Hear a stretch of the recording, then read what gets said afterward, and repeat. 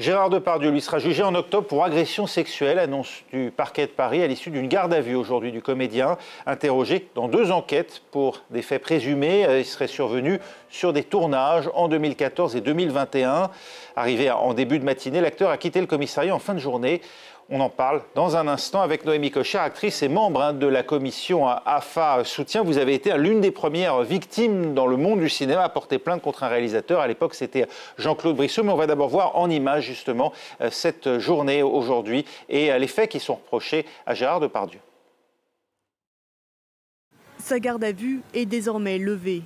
Convoqué au 3e district de la police judiciaire parisienne ce lundi, Gérard Depardieu devait répondre aux allégations de 2 femmes avec qui il a travaillé. L'une est une ancienne assistante de tournage, l'autre était décoratrice pour le film Les Volets Verts. Toutes 2 ont porté plainte contre l'acteur pour agression et harcèlement sexuel, ainsi qu'outrage sexiste. Le témoignage de l'actrice Anouk Grimbert, présente sur le tournage du film, corrobore les accusations. Vraiment, je n'exagère pas, du matin au soir, on avait droit à ces salasseries. On l'a tous vu, on l'a tous entendu. Le géant du cinéma français est déjà mis en examen depuis 2020 pour viol sur la comédienne Charlotte Arnoult, des accusations qu'il réfute. D'autres actrices ou journalistes l'accusent d'agression. Au total, une vingtaine de femmes ont témoigné dans la presse ou devant la justice. En décembre dernier, un reportage de France Télévisions a causé une vive émotion dans l'opinion publique. Depardieu y tient des propos jugés obscènes envers les femmes et sexualise une fillette d'une dizaine d'années. En réaction, le président Macron a choisi de faire son éloge. Ces propos avaient immédiatement provoqué un tollé et la colère des associations féministes et de défense des victimes. Et je le disais donc à Noémie Cocher, à l'époque, donc vous aviez vous-même porté plainte contre Jean-Claude Brissot, qui a été condamné en 2005 pour des faits de harcèlement sexuel, des faits commis sur 2 comédiennes. En 2001 à l'époque, une partie du monde du cinéma, lorsque vous les aviez dénoncés, ces faits, avait soutenu Jean-Claude Brissot. Il y avait même eu une pétition en sa faveur, filmée par des grands noms du cinéma, Olivier Assayas, les frères Dardenne, Claire Denis. Vous dites quoi, le vent a tourné depuis ? Alors, je voulais juste corriger une chose. Oui. Il a été condamné aussi en 2006. On était 4 plaignants en 2005. En 2005, oui. Il y en a une, il a été condamné pour 2 d'entre nous pour harcèlement sexuel. Il y en a une qui a eu le courage de faire appel et qui a obtenu gain de cause 1 année plus tard. En 2006, il a été condamné pour agression sexuelle. Et puis, vous citiez les frères Dardenne. Les frères Dardenne se sont publiquement excusés d'avoir signé cette pétition. Donc, voilà. Le vent tourne, oui, je l'espère. Il se passe quelque chose d'assez fort, d'assez puissant depuis décembre, je dirais. MeToo en France, ça a été un peu 2017, un peu le 2019. On a l'impression qu'aujourd'hui, il se passe quelque chose de plus conséquent. Autour de la personnalité de Gérard Depardieu, depuis la sortie de ce complément d'enquête, non ? Non, je ne crois pas, parce qu'ensuite, il y a eu la prise de parole de Judith Godrèche. Il y a eu plusieurs... Alors pourquoi décembre ?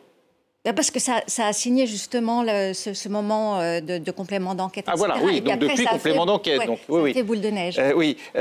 Vous-même, vous avez tourné, peu de temps après, d'ailleurs, les faits que vous aviez dénoncés concernant Jean-Claude Brissot en 2001. En 2002, vous aviez tourné avec Gérard Depardieu le film « Aime ton père », aux côtés d'ailleurs de Gérard Depardieu et son fils, Guillaume, aujourd'hui malheureusement disparu, un talent parti trop tôt dans le cinéma français.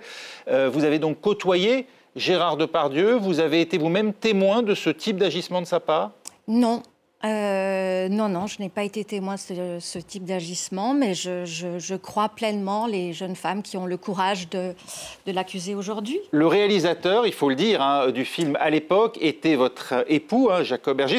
Vous étiez dans une situation un peu analogue à celle d'Anouk Grimbert que l'on vient de voir dans ce reportage, qui était, elle, la compagne de Bertrand Blier, et donc qui a été témoin des agissements de Gérard Depardieu, mais qui a toujours dit qu'elle ne les avait pas subis personnellement. Non. Écoutez, moi, ce film, c'est quelque chose de très particulier pour moi, encore une fois, puisque c'était avec Guillaume. Oui.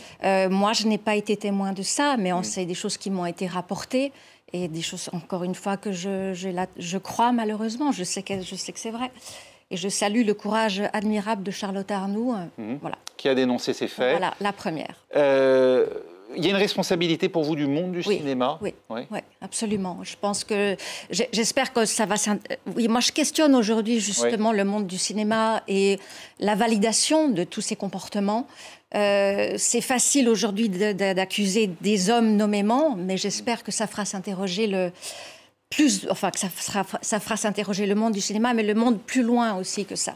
Parce que je crois que c'est une vraie réflexion sociétale qu'il faut avoir aujourd'hui. Ces voix qu'on entend, celle d'Anouk Grimbert, de Charlotte Arnoult, il y a même eu Sophie Marceau d'ailleurs qui relatait des événements particulièrement déplaisants subis sur le tournage du film de Maurice Pialat, Police. Elle avait à l'époque pour partenaire à l'écran Gérard Depardieu. Elle-même dit ne pas avoir été victime directement d'agressions sexuelles, mais ce qu'elle montre sont clairement des faits déplacés, des gestes et des propos déplacés de la part de Gérard Depardieu. Elle le dit, je n'ai été protégée finalement que par à la fois mon statut d'actrice, disons de premier plan, et aussi sans doute par ma personnalité qui fait que je n'acceptais pas, même très jeune, ce type d'attitude. Je trouve que c'est une phrase assez difficile à entendre. Alors elle ne l'a peut-être pas prononcée avec ces mots, mais c'est ainsi en tout cas qu'elle l'a dit. Ce qui ne justifie absolument pas dans son propos le fait que d'autres aient pu être victimes de ces faits pour ne pas avoir su forcément réagir en pareilles circonstances. Oui, mais ça, j'ai entendu plusieurs femmes avoir cette phrase et elle est assez terrible pour les survivantes,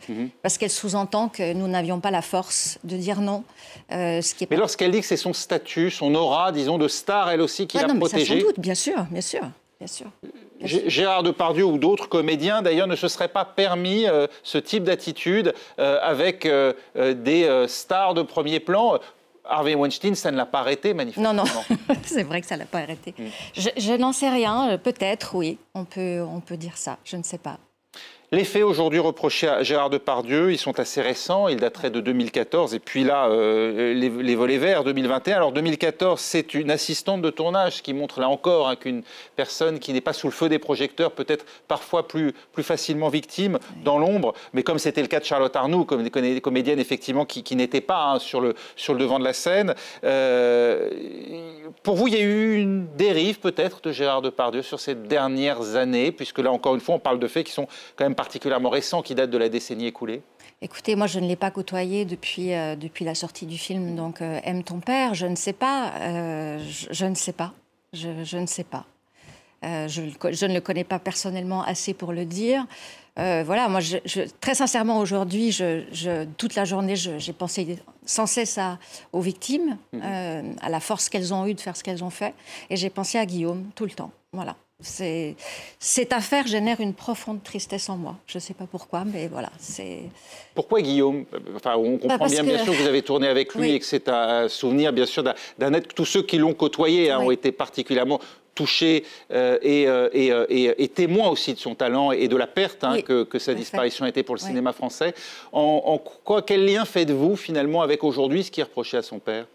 C'est pas un lien direct. Je pense à lui, ce qu'il était, à son immense sensibilité, et ça me touche profondément. Ça me touche profondément, c'est tout. Lorsqu'on voit la standing ovation, vous l'avez évoqué, offerte à Judith Godrèche lors de la dernière cérémonie des Césars, vous dites qu'il y a eu un gros progrès qui a été fait en quelques années. Aujourd'hui, on n'accepte plus au César, justement, de personnes soupçonnées de ce type d'agissement, et encore moins dans le palmarès. Oui, vous voyez la différence entre 2019, Adèle Haenel qui s'est levée, et 2024. Oui, en l'espace de 5 ans. Oui, je crois qu'il y a quelque chose qui bouge. Et en même temps, Harvey Weinstein, la condamnation à New York annulée. Alors, pour un vice de procédure, c'est un témoignage qui n'est, semble-t-il, pas recevable. Pour vous, c'est un coup? Non, c'est pas un coup parce que c'est sur la forme, c'est pas sur le fond. Ce n'est pas un coup parce qu'il continue à être condamné à Los Angeles, si je me trompe pas. Tout à fait. Ce n'est pas un coup parce qu'on le sait, les droits des femmes ne sont jamais acquis. Il faut rester vigilant toute sa vie. Je crois que c'est Simone de Beauvoir qui l'a dit. Donc non, pour moi, c'est pas un coup du tout.